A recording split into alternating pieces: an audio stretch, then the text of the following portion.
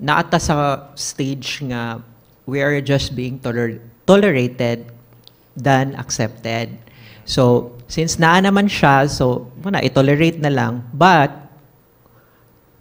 ang mga panghitabo in terms of discrimination, naagihapon. So, like, dili, naay gap, like, dili mag-align. Like, naay ubang schools, they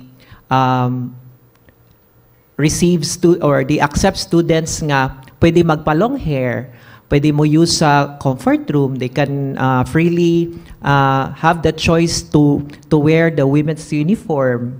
That's basic issues manggod nga koan. The nice school nga dili sad okay for them. So na siya gap between mga institution, mga eskwelahan, trabahoan, ingon ana.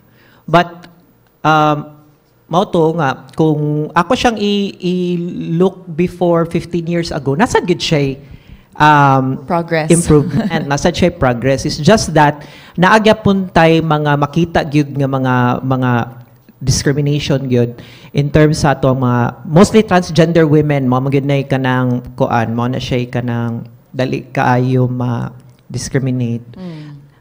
Dali kayo maapektuhan sa discrimination. It's because siguro makita pod kay nagpinabay mi, nagsanina may pinababay na then some people really doesn't understand.